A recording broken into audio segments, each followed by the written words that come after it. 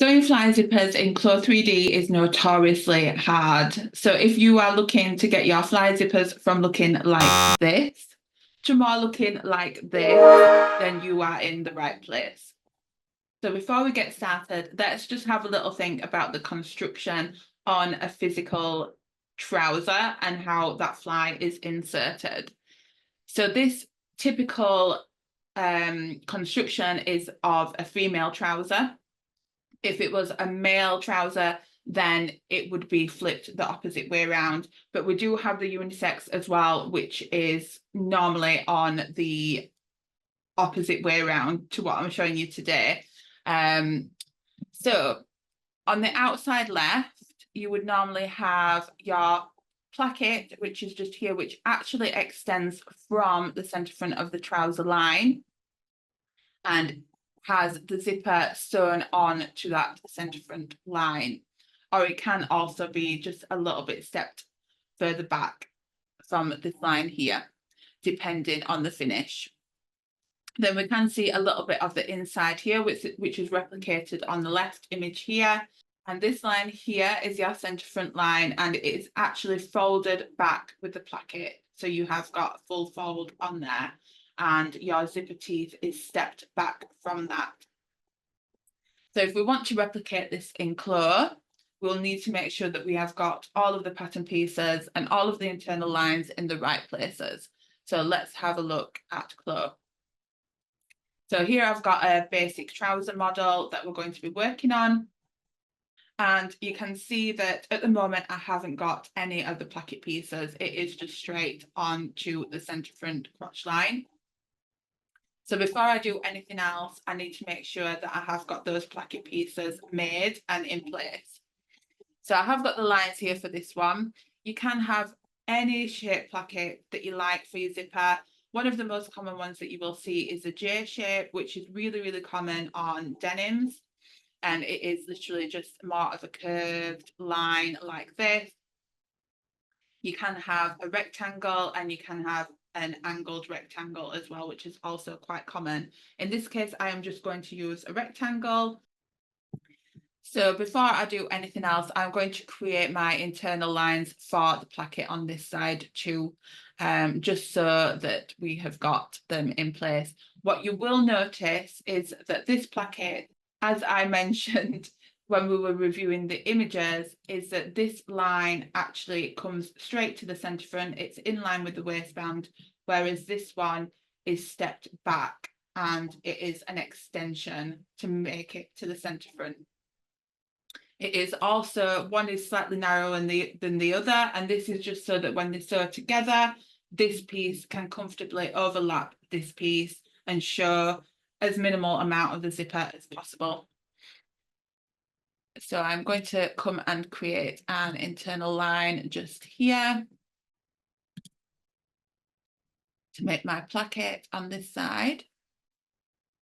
I'm just going to double check that line length there. I have not made it long enough. Let's move it down to there. And let's adapt that angle just a little bit so that it is more like that. Now, each of these pieces I'm going to trace off. So with the trace tool, select all of those lines and trace pattern pieces. Same for this side.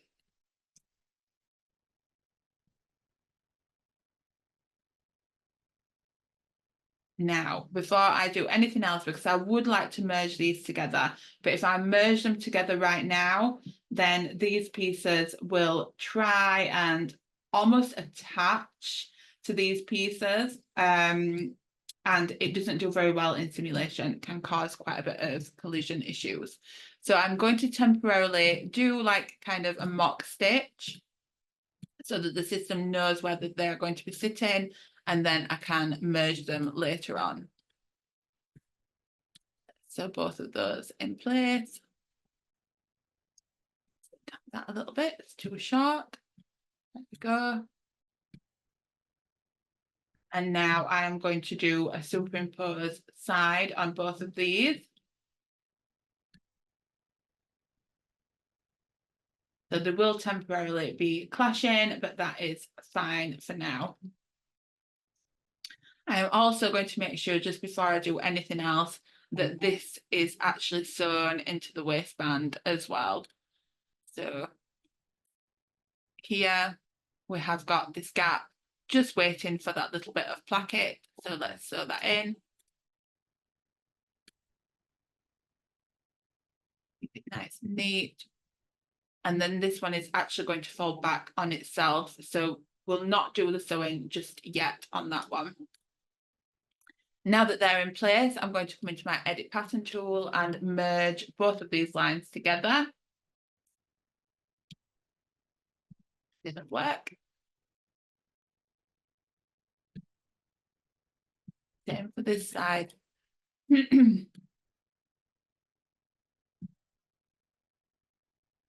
And now, because we want this to fold back, we need to create a fold line that we can work from. So I am going to use the internal line tool, draw a line here. Select that line and let's simulate so that we can see what is going on here as we, oh, that's all come and stitched. Oh, it's back together again. Let's take this down to a 0 so that it folds right into the body. This will need a little bit of encouragement. So I like to do another temporary stitch on the inside. So we'll do a couple of those. We will sew this side here to here. And then I'm going to do a mock stitch just here to hold it in place as well. You could do one at the bottom if you find that it is still sticking out a little bit, but for now, let's see how that looks. And if we move to the inside, and we can encourage this to come in a little bit further.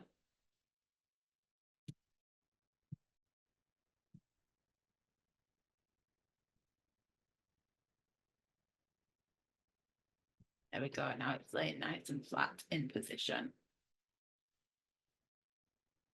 Might just need a little bit of strengthening. So a good thing to do on these sections where you are going to be adding and taking away and creating zippers, add some strengthening. It's also worthwhile using the select mesh brush to reduce the particle distance in these particular areas too. So your select mesh brush is just this one here. And I am going to brush in these areas. At the moment, you can see the red outline there. That is the size of my brush. It's way too big. I'm going to bring it down, maybe to like an 18. That should be fine. And I'm going to brush this area just here. Once it's all selected, you can see that selection in your 3D window as well. Just do a right click. And first off, I'm going to subdivide to make this a smaller particle distance, which will help with the simulation. And then I'm going to select it again, brush select again, that area, do a right click, and I'm going to strengthen that. So that will keep all of your lines really nice and crisp. And I'm going to do exactly the same on this side. So we will reduce the particle distance, so subdivide. And then select again and strengthen. Simulate that now.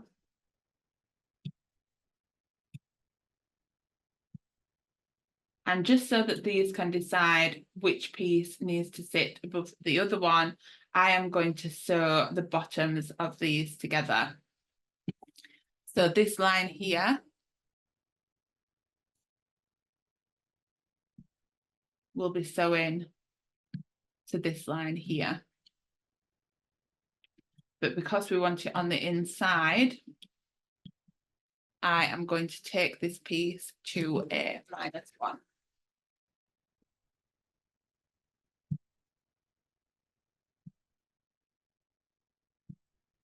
Simulate. And now the next thing that we want to do is actually create the lines for the zipper. So first of all, decide how long you want your zipper to be. because we wouldn't necessarily want it to be the full length of this, it would probably sit back a little bit. So if we measure what this is at the moment, I think it was just over 16. I am going to add a line, add a point, should I say, on this line at 15. We will probably need to create this dot again, but for now it will keep in our memory whereabouts we want the zipper to be.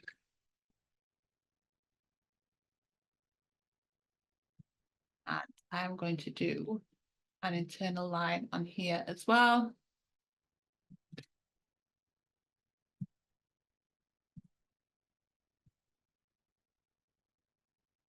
Let's add that point of 15. Now we are going to create an offset line for the zipper to sit on. And if we remember on the diagram, we want the zipper on this side to sit somewhere around here. So at the moment, that is the turn back that we have. So we have got this section here that is extended. So we want that line to sit on here. Let that line do an offset as internal line. And I would say around 1 centimeter is great. Now we can see that line inside just there. And then on this side here, we want our zipper to be actually on this line. So we don't need to create an extra line for it. Now let's go in and add the zipper. So if I do a right click,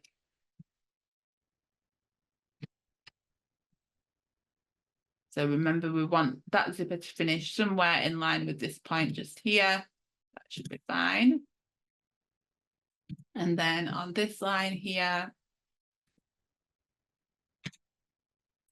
sometimes the zipper tool can be a little bit tricky. It is fine to use it in your 3D window.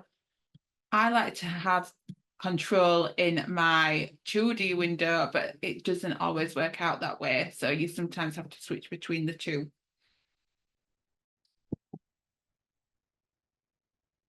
So once that's added, then we can simulate. And this actually looks a little bit too close for me. So I think what I would do is actually create another internal line so we can step it back away from that center front line and make it look neater. So I'm going to do that now. I'm going to remove that zipper. So I'll just edit the zipper, delete, do another internal line. So if I select this one and offset as internal line, we want the direction actually to be going the opposite way. So we tick on this reverse direction box, and I'm just going to come here by 0.5, not 1 centimeter. That should be fine. And then I will create the zipper again.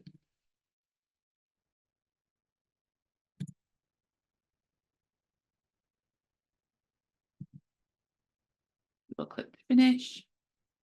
Now that's got a little bit of an angle there at the top. So let's create the zipper again.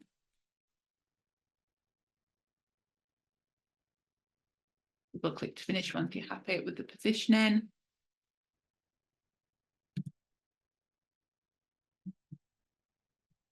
Double click to finish on the opposite side. And now let's simulate again. So that looks much better. Now, to kind of hide this little section at the bottom, first off, we want to make sure that the sewing is done up in the area where we have left blank. So we want this part here and this part here to be sewn together. Just use the free sewing for those.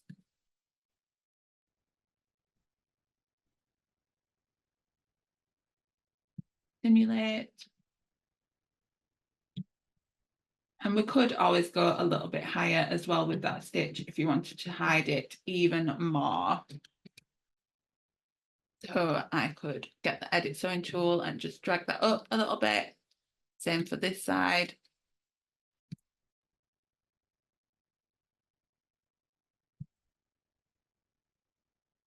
That looks much neater. So now we can actually fasten these buttons and see how the finish looks. We might want to do a few little more tweaks just to make it perfect. So using the fasten button tool, let's go into the 2D window. Doesn't work so great in the 3D window. So best to use here. Simulate.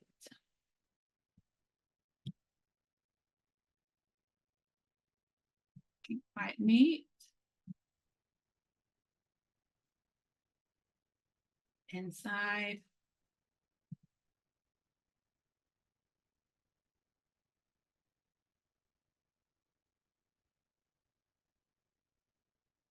And this is the reason why some people choose not to add a zipper at all in their 3D designs because of the bulk that it creates here. You can always, when you're not simulating, you can grab your slider. So we can show and hide the slider, hide the puller.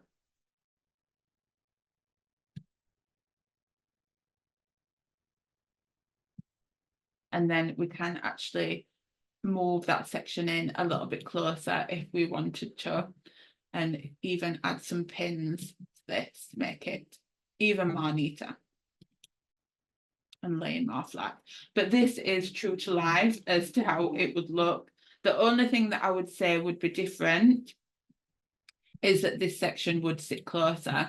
So normally for that, what I like to do is add a pin somewhere around here.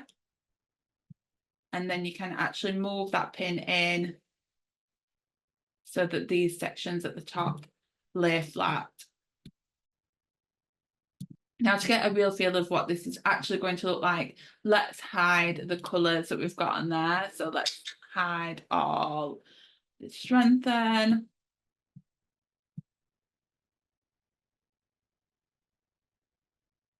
I've got a little bit of green going on here, which we'll sort out. And let's hide those internal lines. Also with the stitching that I've added here as like the safety stitch, we can delete the seam line so that this can't be seen. So it's almost like that stitch isn't even there. So if I select there, come into the property editor, and just where you have the normal map for the seam line, we just hit the delete just there, and that will remove that line from there.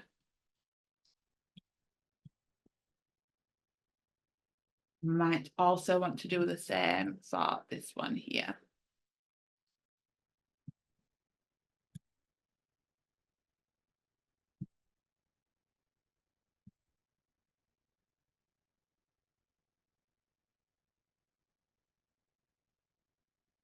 Won't allow me to change that length, just adjust this a little bit here. Back. This line should not be that long, but it's not allowing me to change that stitch. This stitch here. Still selecting the other. There we go. Reduce that length there, which is probably causing the puckering just here.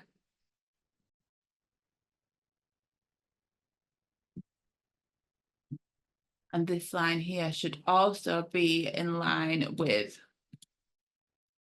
that line there. So that should improve things as well. Just check all the sewing as well. Again, just that it finishes in the right places.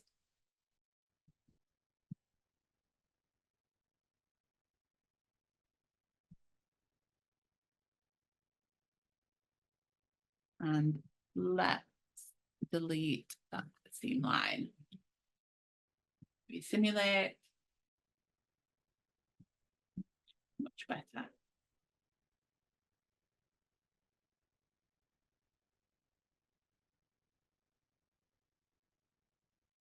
Double check this sewing line here is the same on both sides because we have got a slight pucker in there.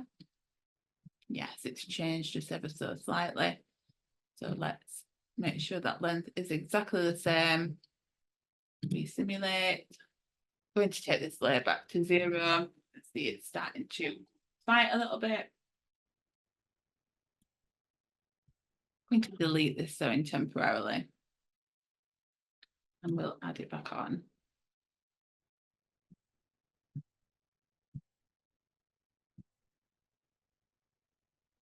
Think that there is still some pins left in there. That's why we are getting the issue there. Let's just go to the back to the pin box, delete these pins. There we go. That's what all of that fuss was about. Now let's resew this line just here. So we'll come a little bit past where the zipper ended. Same for this side.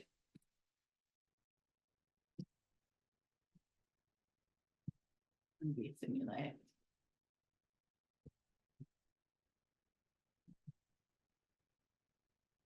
And there we go. So the colours that you can see is just the mesh, and when you zoom out, they become more visible. That's where we subdivided the mesh layers just to make it smoother. When you zoom in, they're not as visible, only in this area here.